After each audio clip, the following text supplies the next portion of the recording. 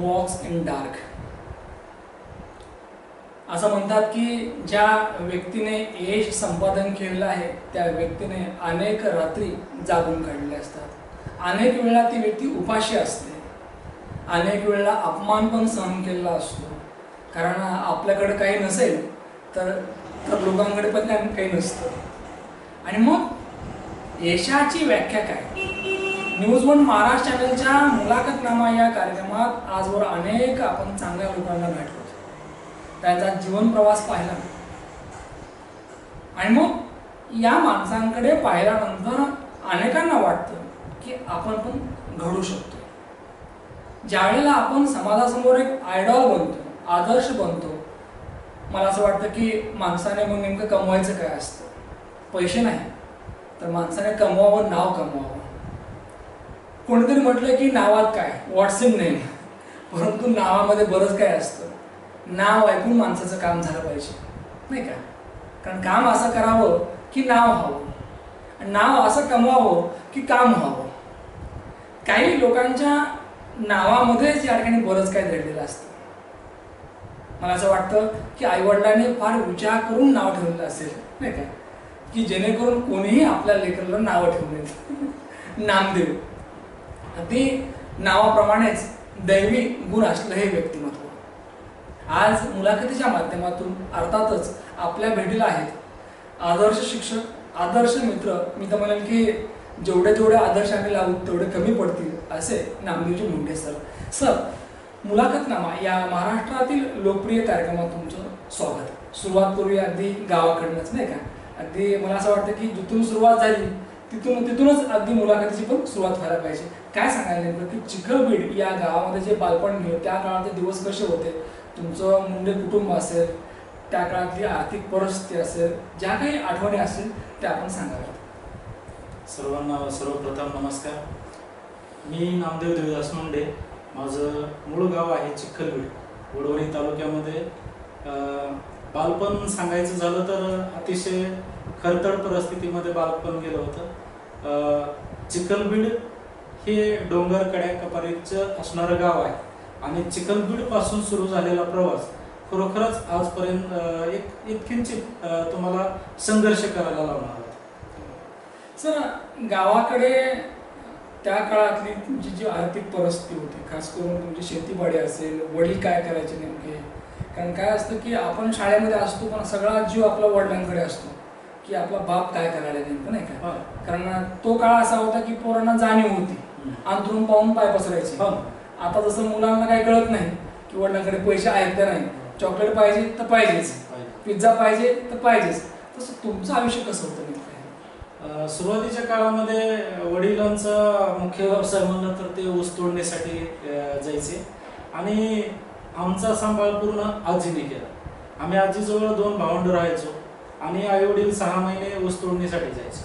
मग हे एकंदरीत असं चालू असताना आजीसोबतची सगळी कामं आम्हाला करावं लागायची. त्याच्यामुळं जी तिथली परिस्थिती आहे, तिथलं वातावरण आहे, लहानपणापासूनच आम्ही एकदम म्हणजे जवळून बघण्याचा अनुभव आल्यामुळं आम्हाला परिस्थितीची सदैव जाणीव आहे. 6 महिने आई वडिलांची भेट नाही, तो काळ असा होता की व्हिडिओ कॉलिंग नाही, जवळपास फोन पण नसेल, नाही का? तर तशा परिस्थितीमध्ये 6 महिने आई वडिलांना कशा प्रकारे मिस करायचं ते सांगा. नाही, जरी आई वडिलांना भेटावं असं वाटलं तरी त्याची साधनच नव्हती ना, त्याच्यामुळं भेटण्याचा काही विषयच नव्हता. आणि जेव्हा आई वडील येतील ते आम्हाला सरप्राईज असायचं, ते न सांगताच आमच्याकडे यायचे. त्याच्यामुळं जरी भेटावं असं वाटलं तरी, जरी बोलावं असं वाटलं तरी त्यावेळेस अशी कुठली साधनं उपलब्ध नव्हती. लहानग्या नामदेवाच्या मनात नेमकं काय चालायचं? कारण लहानपणापासून तुम्ही पाहिलं की आई वडील दरवर्षी त्यांचं ठरलं होतं 6 महिने, नाही की नाही? बऱ्याचशा वेळेला महाराष्ट्र बाउंड्री किंवा महाराष्ट्राच्या बाहेर सुद्धा. तर लहानपणी ज्या वेळेला आईच्या आठवणीची खास करून त्यावेळेला काय, कशा प्रकारे आईला मिस करायचं? नाही, आई वडिलांची जेव्हा आठवण यायची त्यावेळेस असं वाटायचं की आई वडिलांसोबत जावं, पण आई वडिलांसोबत जाण्यासाठी म्हणजे त्यावेळेस तसं वातावरण नसल्यामुळे आजी आई वडिलांसोबत पाठवत नव्हती. आणि मग आमचं जे बालपण होतं हे सगळं बालपण एकतर आजीसोबत गेलं जास्तीत जास्त, आणि ते विशेषतः जे दुर्गम भाग आहे त्या दुर्गम भागामध्ये पूर्ण बालपण गेलं. ज्या वेळेला आई आणि वडील परत यायचे कारखान्यावरून, कारखान्याचा पट्टा हे व्हायचा, त्यावेळेला त्यांच्याबरोबरचे दिवस कसे होते ते सांगा. कारण 6 महिने अगदी जवळ नसायचे आणि मग 6 महिने जवळ असायचे, तर ज्या ज्या वेळेला ते परत यायचे तर तो माहोल काय होता नाही. ज्यावेळेस परत यायचे त्यावेळेस आनंद वाटायचा आणि मनामध्ये असं कुतूहलही असायचं की ऊस तोडणं म्हणजे काय असतं. कारण आम्ही कधी बघितलेलंच नव्हतं. कारण डोंगर दऱ्यामध्ये त्या काळामध्ये ऊस काय असतं हे माहितीच नव्हतं. आणि ते ऊस तोडीला जातात म्हणजे कुठेतरी गावाला फिरायला जातात असं वाटायचं. पण त्यावेळेस असं काय वाटलं नाही की ऊस तोडणे म्हणजे असं काय असतं, ही संकल्पनाच क्लिअर नव्हती. म्हणजे आई वडिलांचे कष्ट, रात्रंदिवस कामं करणारे आई वडील नाही का, अगदी फार मोठ्या कष्टाने आई वडिलांनी तुम्हाला शिकवले. खरं तर मला असं वाटतं की तुम्हाला आज जे सुखीचे दिवस आहेत, आनंदाचे दिवस आहेत, यासाठी आई वडिलांचं फार मोठं योगदान आहे. खरं तर सर, आई वडिलांच्या गैरहजेरीमध्ये आजी, काय नाव आजीचं? आजीचं मंडाबाई नाव. आजीने लहानपणापासून इतकं सांभाळलं की आईनं जसं प्रेम लावलं त्याच्याही जास्त आजीने प्रेम लावलं. आता आजी आहे का तुमच्या? नाही, आजी वारलेल्या आहेत आणि आजीला आता खूप मिस करतो. कारण हे सगळं वैभव बघण्यासाठी आजी असायला. आई वडिलांच्या गैरहजेरीमध्ये आजी सांभाळायची. आणि काय असतं की आजी एवढी माया कोणी करणार नाही का. काय म्हणजे आजीच्या अवतीभोवतीचं आयुष्य कसं होतं? नाही, आजीच्या अवतीभोवतीचं आयुष्य फार हे खडतर होतं. आजीनं आमच्या खूप संघर्ष केला. 25 पैसे रुपये रोजाने तिनं कष्ट केले, एक दिवसभर काम. आणि त्यावेळेस डोंगरपट्ट्यामध्ये सीताफळं विकणे हा प्रमुख व्यवसाय होता. की तिथले सीताफळं घेऊन विडा येवता 5-5, 10-10 किलोमीटर डोक्यावर 200-200, 400-400 सीताफळं घेऊन रात्री प्रवास करायचे. हे सगळं शॉकिंग आणि अंगावर शहार येण्यासाठी. तुम्ही कधी सीताफळ विकले का? मग हा, विकले. आजीसोबत साहजिकच आजी विकत असल्यामुळे आजी आम्हाला त्यांच्यासोबत घेऊन जाताना मी सुद्धा 100 सीताफळं घेऊन जायचो आणि 100 सीताफळाचे 10 रुपये मिळायचे त्यावेळेस. म्हणजे ती डाल घेऊन जाताना डोकं होतं का गाडी होती? डोकं होतं, पण डोक्यावर घेऊन जात असताना डोक्याला इतकं हे व्हायचं की आपण जसं बधीर झाल्यासारखं होतं. तर तशा पद्धतीचं हे होतं आणि 2-2, 3-3, 4-4 किलोमीटर घेऊन ते ओझं जावं लागलं. तुम्ही कधी काळी गावाकडे सीताफळ विकले आहे? 100%. तर साधारण त्या काळात किती मिळायचे पैसे बरं? त्यावेळेस 100 सीताफळासाठी 10 रुपये दिले जायचे.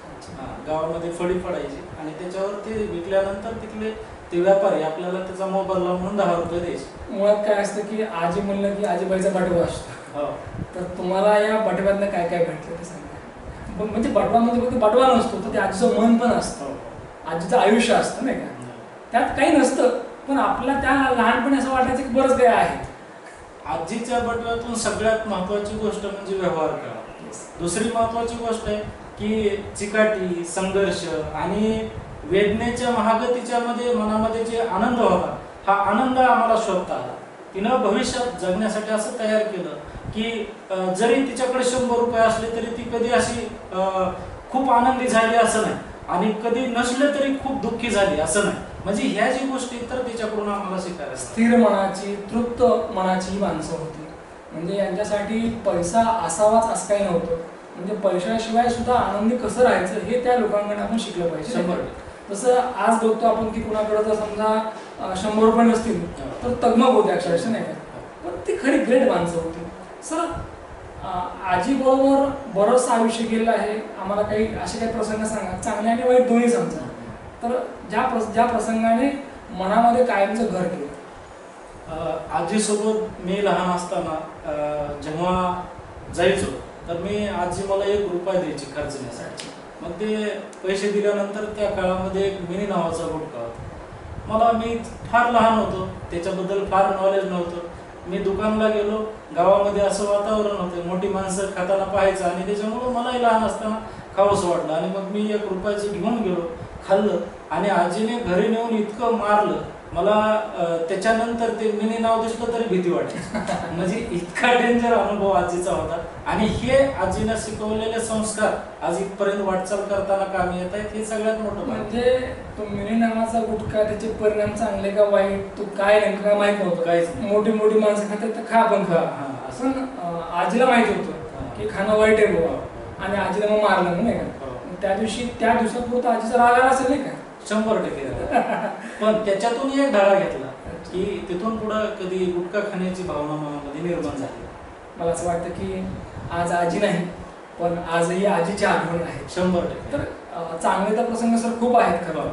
एक आम्हाला चांगला प्रसंग सांगा की ज्या प्रसंगामध्ये तुम्ही आणि आजी दोघे इन्व्हॉल्व आहात आणि तो प्रसंग कायम तुमच्या स्मरणात आहे. सगळ्यात मोठा प्रसंग म्हणजे ज्यावेळेस 11वी-12वीचं ॲडमिशन घ्यायचं होतं आणि सगळ्यांचं म्हणणं होतं की ढेकणमोहा हे कॉफी सेंटर आहे. मग त्यावेळेस माझी इच्छा होती की अंबाजोगाईला घ्यायचं. मग घरामधून जर सपोर्ट करणारा सगळ्यात जास्त कोण होतं तर ते आजी होते. मग ही भावना मी आजीजवळ रडून दाखवली आणि आजीनं सांगितलं की रडण्याची काय गरज, मला कॉपी करायची नाही. हा कॉपी करून वाचवायचं नाही. तुला जिथं इच्छा आहे तिथं मी घालवलं होतं. आणि मग आजीनं माझ्या ज्या भावना होत्या त्या साहजिकच वडिलांना सांगितल्या, भावाला सांगितल्या आणि त्याच्यामुळं तिथून पुढं आजीनं अंबाजोगाईला येण्यामध्ये फार मोठं योगदान होतं. येताना तिनं कधीही 100 रुपये एक्स्ट्राचे देत असताना तिने फक्त सांगायचं की हे पैसे शिक्षणासाठी लागतात. म्हणजे तुमच्या भावना ज्या ज्या वेळेला तुम्ही व्यक्त केल्या आजीसमोर तर आजी कणखरपणे उभी राहिली. चांगल्या गोष्टींसाठी कणखर उभी आहे. जिथं चुकीचं होतं तिथं तिनं स्पष्ट नको म्हणून पण सांगितलं. मला असं वाटतं की आजचे हे दिवस पाहायला ती पाहिजे. 100% असं नाही नाही का? आमच्या मनामध्ये खंत आहे. न्यूज ऑन महाराष्ट्र चॅनलच्या वतीने मी गुरुजींच्या आजीला सॅल्यूट करतो की ज्या माऊलीने आपल्या नातवांना सुद्धा घडवलं. तर लेकाला तर घडवलंच, पण नातवांना घडवलं आणि आपले नातवं काहीतरी चांगले व्हावेत ही भावना कायम राहिली. मला असं वाटतं आज 1000 रुपये येतील पण त्या 100 रुपयाची किंमत ते प्रेम नाही आहे, नाही का? 100%.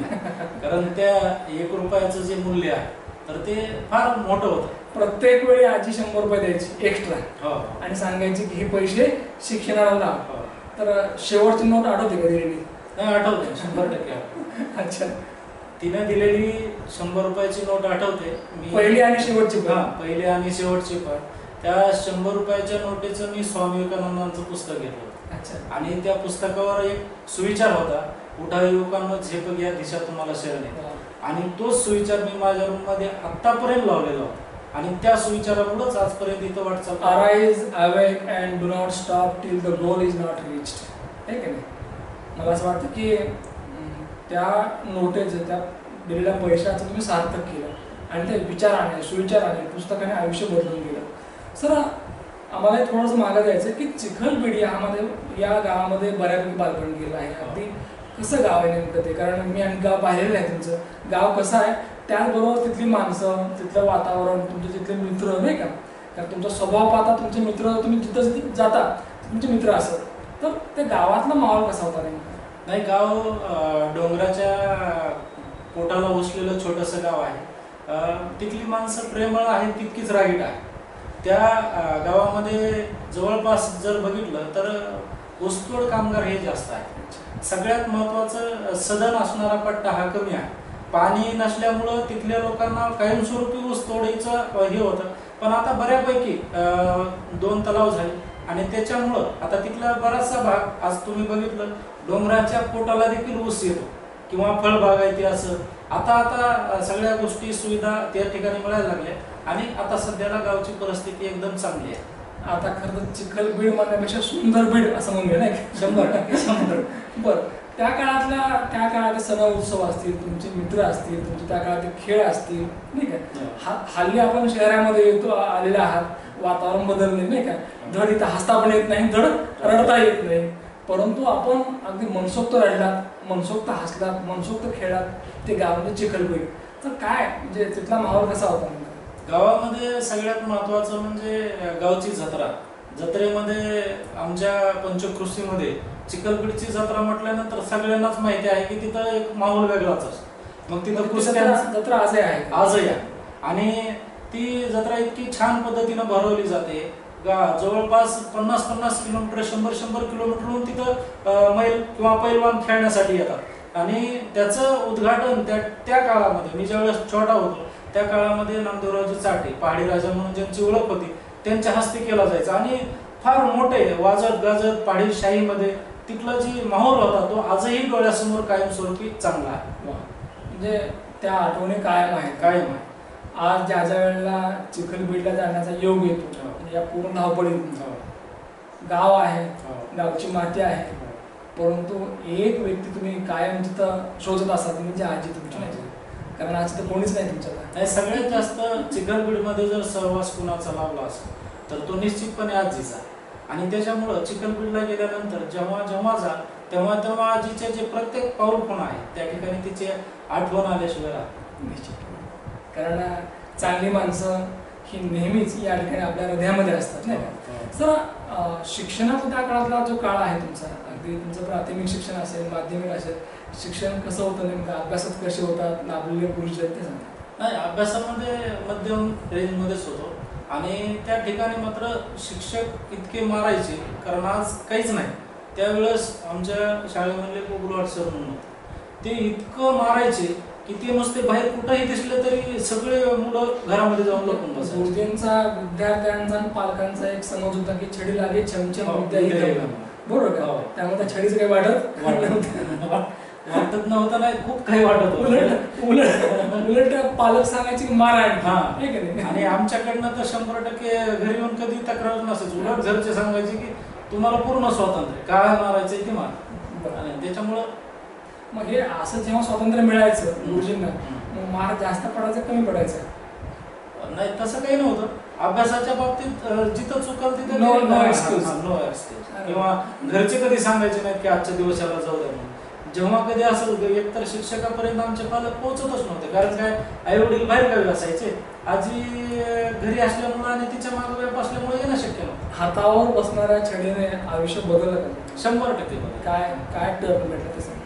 कारण काय होतं की शिक्षकांनी मारल्यामुळं बऱ्याचशा गोष्टी लक्षात आल्या आणि अभ्यासात हळूहळू प्रगती होत गेली आणि मग तिथून पुढे शिक्षणाची किंमत कळाली.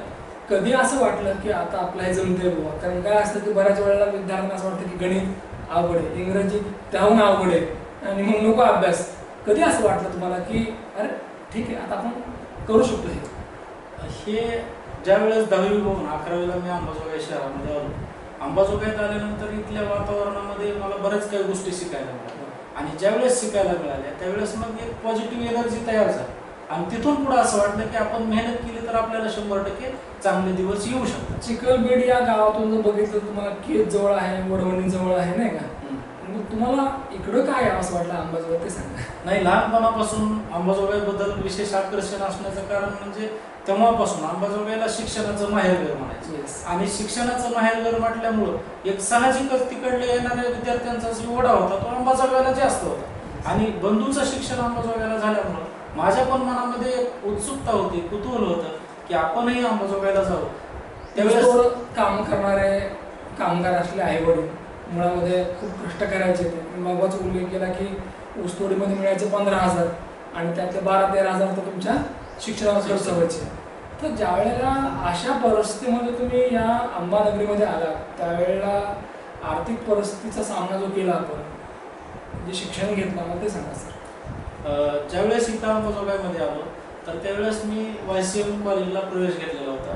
इथं आल्यानंतर घरची परिस्थिती फार बेताची होती आणि त्याच्यामुळं इथं आल्यानंतर आम्ही दोघा भावामध्ये एक डबा लावला. आता एक डबा? हां. आणि रूम आणि डबा असे दोन्हीचे मिळून 1,000 रुपये आम्हाला आई वडील पाठवायचे.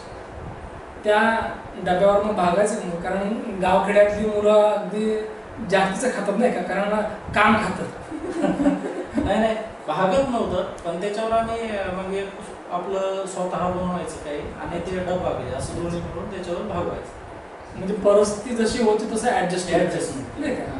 बरं सर, इथं आल्यानंतर नेमका माहोल काय चेंज दिसला, म्हणजे अभ्यासाच्या बाबतीमध्ये एकूणच कसं आयुष्य बदलते सांगा. नाही, इथं आल्यानंतर एकतर भावाला पर्सेंटेज चांगलं भेटलं आणि भावाने चांगल्या पद्धतीनं मार्गदर्शन केलं आणि मग इथं आल्यापासून इथं भास्करराव घुगे म्हणून होतं, त्यांच्या घरी राहत होतो.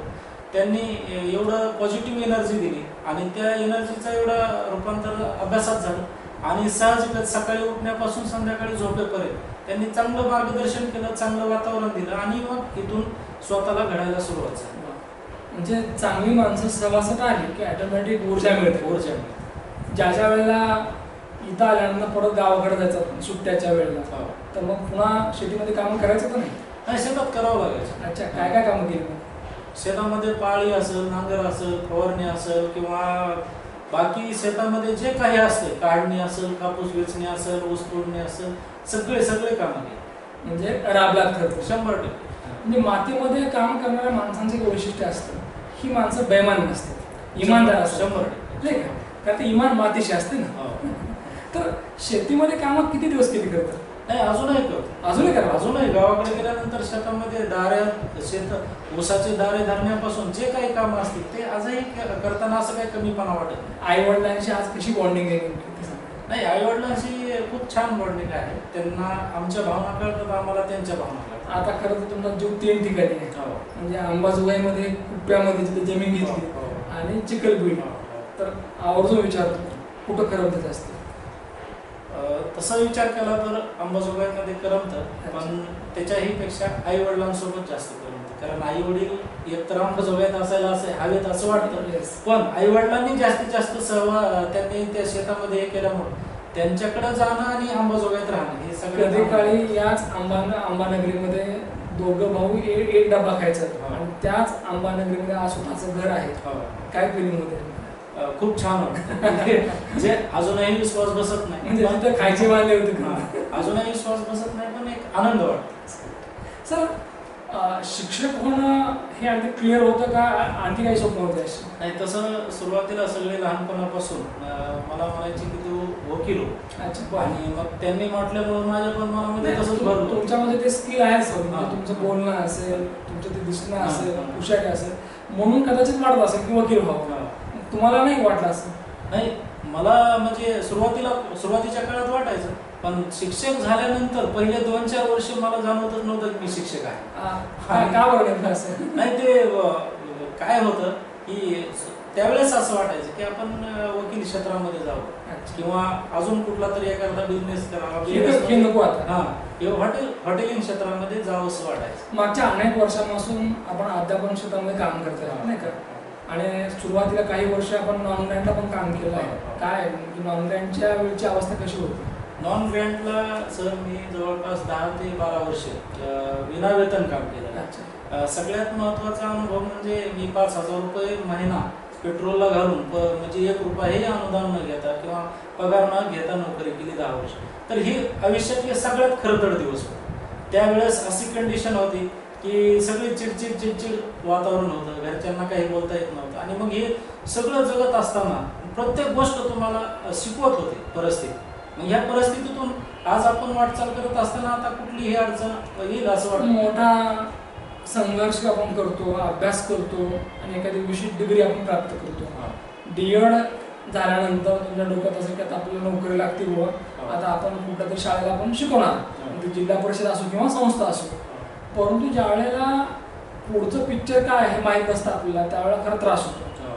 तर आयुष्य जे तुम्ही बदललं खरं तर, म्हणजे तूच आहेस तुझ्या जीवनाचा शिल्पकार, तर कशा प्रकारे आता आयुष्य बदललं? कारण तुमचा तर स्वतःचा हॉस्टेल आहे, तुमच्या मॅडम पण चालवतात, तुम्ही पण चालवतात. मग हे आयुष्याला कलाटणी कशी दिली खरं?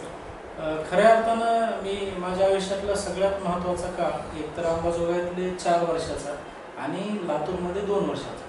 लातूरमध्ये 2 वर्ष मी स्पर्धा परीक्षेचे क्लास केले आणि तिथं PSIचं मेनची एक्झाम दिली. आणि इंटरव्ह्यूच्या टायमिंगला माझा हात बोट फ्रॅक्चर झाल्यामुळं इंटरव्ह्यूच्या फिजिकलमध्ये मी बाहेर झालो. आणि मग तिथून पुढं तयारी करताना बोटानं घात केला.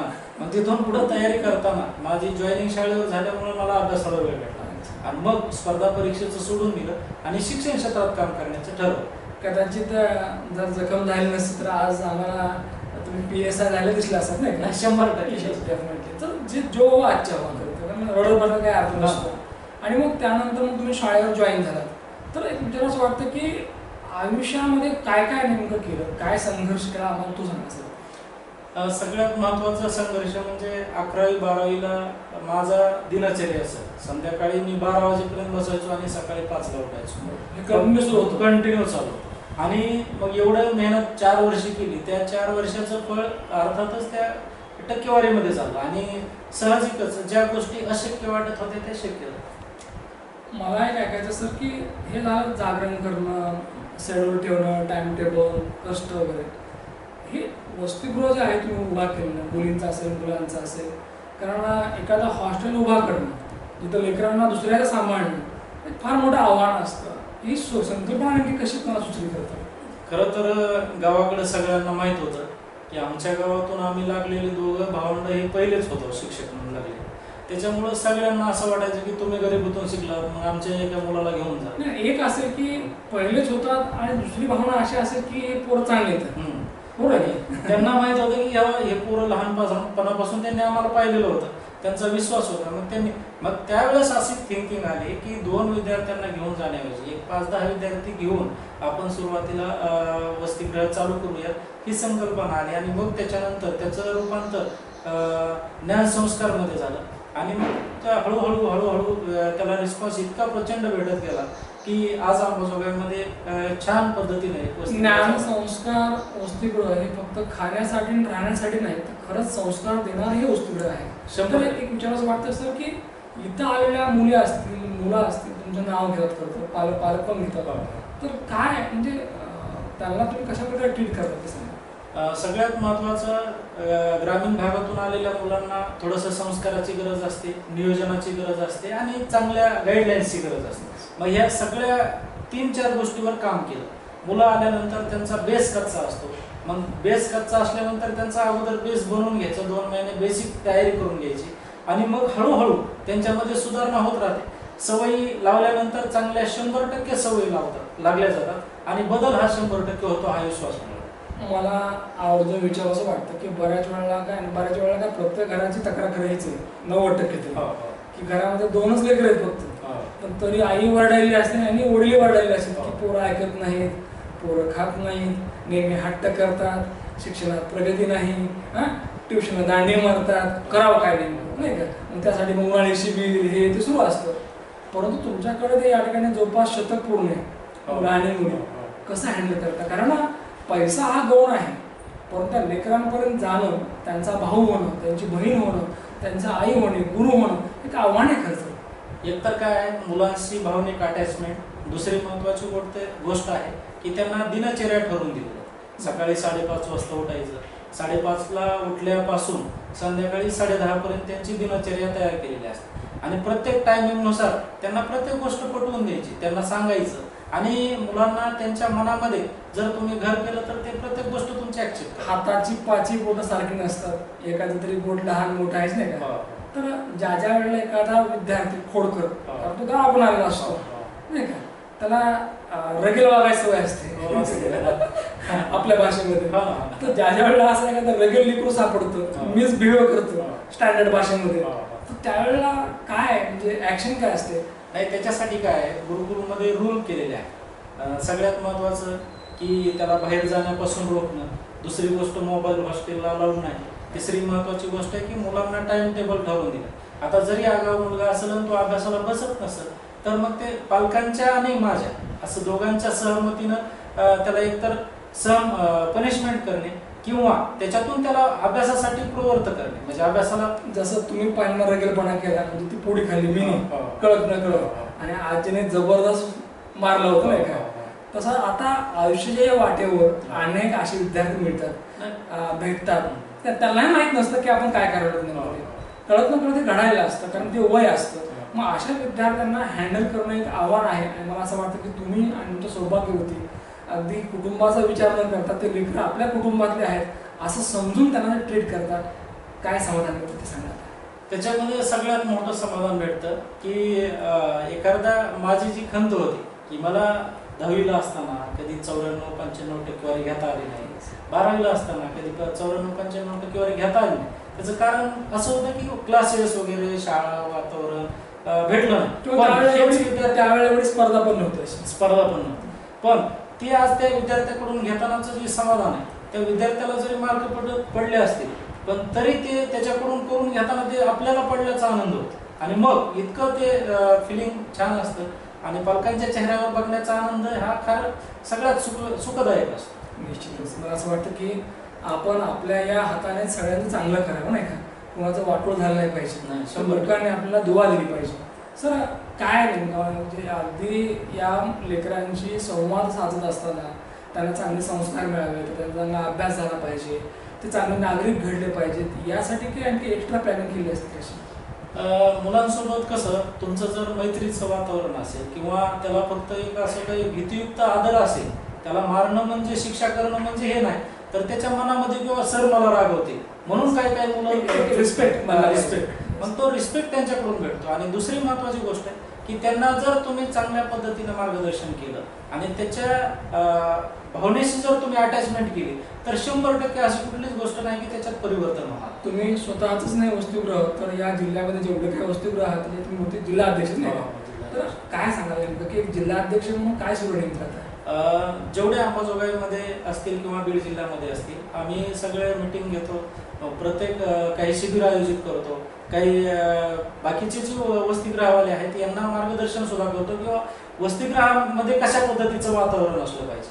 सगळ्यात महत्त्वाचं ग्रामीण भागातून येणाऱ्या मुलाला चांगल्या क्वालिटीचं शिक्षण मिळालं पाहिजे आणि वसतिगृह दर्जेदार झाली पाहिजे या भावनेनं आम्ही सगळ्यांशी सोबत राहून काम करतो. असं कधीही वाटत नाही की आपलंच वसतिगृह चांगलं असावं, इतरांचेही चांगले असावेत आणि त्याच्यामुळे जास्तीत जास्त विद्यार्थी अंबाजोगाईला येतील आणि अंबाजोगाईतून गुणवत्ता सिद्ध होईल आणि फुल नाही फुलाची पाकळी आपण देणं लागतो, ते देणं आपण या ठिकाणी बनवूया. आपला वाण चांगला असला की वाणी गोड होते. तुमचा वाण चांगला आहे, वाणी गोड आहे आणि या गोड वाणीतनं अनेक वेळेला या ठिकाणी लोकांना तुम्ही मार्गदर्शन करत राहता, बोलत राहता आणि लोकांना तुम्ही आपले वाटता, नाही का? एक विचारायचं तसं जसं तुम्ही या ठिकाणी वसतिगृहामध्ये विद्यार्थ्यांकडे लक्ष देता तसं तुमच्या शाळेत देखील तुमचं प्रेझेंटेशन खूप चांगलं आहे. तर शाळेमधला ॲज अ टीचर म्हणून काय रोल असतो? शाळेमध्ये उपक्रम जास्तीत जास्त उपक्रम आपण राबवतो. विद्यार्थ्यांना आता भविष्यातल्या विद्यार्थ्यांना काय आवडतं तर सगळ्यात जास्त कृतीशील शिक्षक आवडतात आणि ऍक्टिव्हिटी जेवढ्या घेऊ तेवढं विद्यार्थ्यांमध्ये म्हणजे ते जास्त लक्षात राहतं त्यांच्या. त्याच्यामुळं विद्यार्थ्यांना जर आपलंसं करण्यामध्ये जर तुम्ही सगळ्यात अग्रेसिव्ह असाल तर 100% ते विद्यार्थी तुमच्याकडं हे होतात. शाळेमध्ये काम आहे, घरी आलात तरी काम आहे, मुद्दाम विचारतो कधी कामाचा ताण येतो पण नाही, कधी कामाचा ताण येतो तसं, पण कामाचा ताण करून चालत नाही. आणि दुसरी महत्वाची गोष्ट आहे की भावनेपेक्षा कधीही कर्तव्य श्रेष्ठ असतं. सर या सगळ्या कामामध्ये सगळ्यात जास्त सहकार्य कोणाचं लागतं? हे काम करत असताना सगळ्यात जास्त सहकार्य म्हटलं तर अर्धांगिनीचं आणि त्याच्यानंतर आई वडिलांचं आणि मित्रपरिवार. मोकळा वेळ ज्या वेळेला मिळतो, खरं वेळ नाही येत मला मोकळा, मला माहिती आहे, पण जरी मिळाला तर काय करायला जास्त आवडतं? जर वेळ भेटला तर मुलांसोबतच क्रिकेट खेळायला आवडतं, त्याचबरोबर मुलांसोबत चेस खेळणं असेल किंवा मग परिवारासोबत जे सोशल ॲक्टिव्हिटीज असतात किंवा मित्रांचे वाढदिवस असतात किंवा अजून एखाद्याच्या मदतीला धावून जाणं. Day starts with the students and end with the students. मला असं वाटतं की फार कमी लोकांचं हे भाग्य असतं नाही का? सर याच्या उपर तुम्ही नेहमीच सोशल ॲक्टिव्हिटीमध्ये सहभागी असता, ते सामाजिक भान जप्त करतो आणि कुठल्याही परिस्थितीमध्ये कुठं कल गेला असं वाटत नाही, बॅलन्स ठेवतात. काय नेमकं म्हणजे कशा प्रकारे हा वेळ देतात? नाही, या गोष्टीमुळे हे करत असताना माझी आवड आहे की लोकांसोबत जुळलेलं असणं मला नेहमी आवडतं आणि त्यातली त्यात मित्रपरिवार चांगला असला पाहिजे, चांगल्या लोकांमध्ये राहता आलं पाहिजे आणि चांगल्या लोकांच्या संगतीमध्ये सहवासामध्ये जर आपण गेलो तर आपण अधिक चांगले होतो आणि त्याच्यामुळं सोशल ॲक्टिव्हिटीजमध्ये सहभागी व्हायला 100% आवडतं. आणि इथून पुढच्या काळामध्ये सुद्धा जिथं काही आवश्यकता असेल आणि जिथं काही आपल्याला मदत करता येईल त्या ठिकाणी आपण 100% उभा राहतो. नामदेवजी मुंडे सर यांच्याकडे पाहिल्यानंतर खऱ्या अर्थानं शिक्षकाचीच व्याख्या कळते. कारण शिक्षक म्हणजे काय, शिस्तप्रिय, कर्तव्यदक्ष नाही का आणि क्षमाशील सुद्धा. एक हे व्यक्तिमत्व असं आहे की मुलाखतीपुरतं मी बोलत नाही, बऱ्याच दिवसापासून पाहत आलो आहे आणि कळत न कळत कोणीही प्रेमात पडेल असा स्वभाव. हे केव्हा होतं की ज्या वेळेला तुम्हाला माणसं समजतात आणि माणसं समजले की तुमच्याकडे माणुसकी येते आणि माणुसकी ज्या माणसाकडे आहे तो माणूस जगातला सगळ्यात श्रीमंत माणूस असतो. कारण पैसा पैसा आणि पैसा कितीही कमवा कमीच आहे.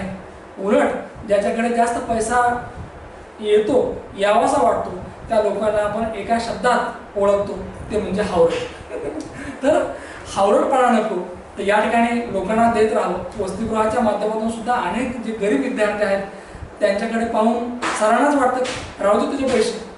आज या जगामध्ये कोण असा आहे की राहू दे म्हणणार? उलट लोकांना यावंसं वाटतं, पण तरी सुद्धा या ठिकाणी सामाजिक भान सर जपतात. शाळेमध्ये गेल्यानंतर देखील त्या ठिकाणी उत्तम अध्यापन करतात. चांगलं शिकवणे, चांगलं अध्यापन करणे, विद्यार्थी घडवणे हेच फक्त आयुष्याचं ध्येय आहे. आणि या ध्येयामध्ये त्यांना आज बऱ्यापैकी नाही तर 100% यश मिळालेलं आहे. सर एवढं सांगेल की अनेक विद्यार्थ्यांच्या अभ्यासाची काळजी घेतात, आरोग्याची काळजी घेतात. तुम्हाला सुद्धा देव करो की चांगलं आरोग्य लाभो आणि तुमच्याकडनं अनेक विद्यार्थी भविष्यामध्ये घडत राहो. निश्चितच या ठिकाणी आदर्श शिक्षक नामदेवजी मुंडे सर यांच्या जीवन कार्यावर टाकलेला प्रकाश प्रेक्षकांना आवडला असेल. परत भेटूया पुढच्या मुलाखतीमध्ये.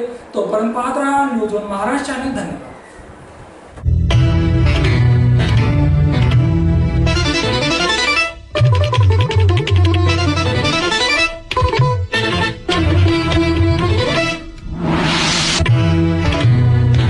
न्यूज वन महाराष्ट्र, आवाज महाराष्ट्राचा.